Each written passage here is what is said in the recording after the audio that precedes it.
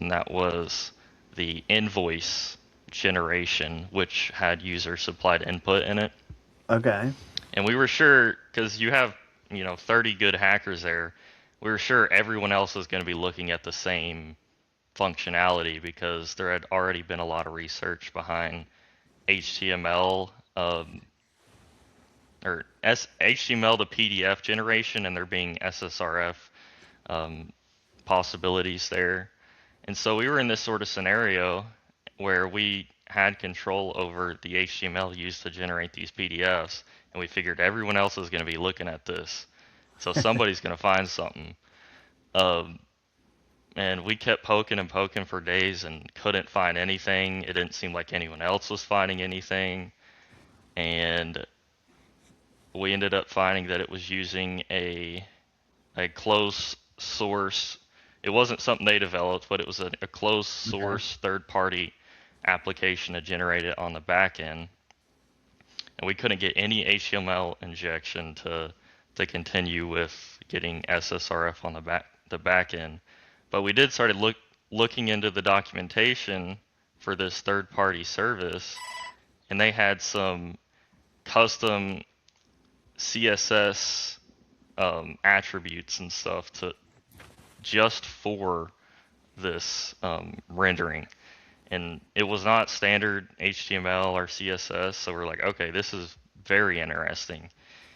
And we never ended up getting HTMLI to try and get SSRF on the back end, but we did find a spot to get CSS injection, which when it comes to client side stuff, that's not normally something I look for. Not that it can't be impactful, and there's been a lot of cool research around it Right. recently, but it's not something I generally look for because the impact is usually pretty limited.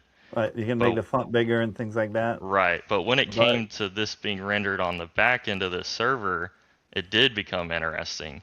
Hmm. And we found one of these custom CSS attributes to be um, it it was something that had like script in the name, um, and so we were like, okay, this Oh is wow. interesting.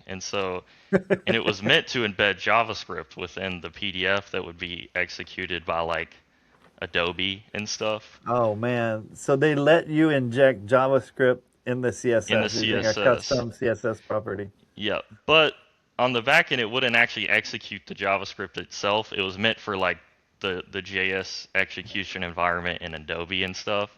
So that would still end up being like a weird client side issue where they'd have to open it in Adobe. So we're like, we need something that's relevant at the time. And we ended up finding that we could set, even though it wasn't documented in the documentation, you didn't have to set it to a local file or inline JavaScript. You could actually set it to, like, Remote. yes, like an HTTPS target or a file scheme. And so we ended up getting full SSRF, full read SSRF, and LFI via this Wow. little vulnerability, this 0 day in the HTML to PDF renderer. And from there, we were able to prove that we could hit an internal unauthenticated Elastic instance that we could just query anybody's session on the application. So it's Oh, like a account takeover of all the so you were able to accounts. get the session cookie and then Yeah, log it in? just had the full Wow. request, so we Full could just circle. grab. Yeah, and then also we found one other internal API that was just meant to be hit internally and not by the application that could query all application data and for other Wow. applications. And so we figured that was enough impact to prove it was a crit or an exceptional, how Integrity does it. And we sent that in, and they ended up triaging it, and they, yeah, recognized the impact. And we ended up getting like most impactful team award at the Wow. event because of that vulnerability. And it did turn out that no one else had found any sort of HTML injection or CSS injection CSS. at the end Yeah. of the live hacking event. So it was just Wow, that that's small amazing. little, yeah, it was just a small little CSS injection that most people never look at because it's not that impactful usually. But in this context, it ended up being a very interesting 0 day that led to some very real impact.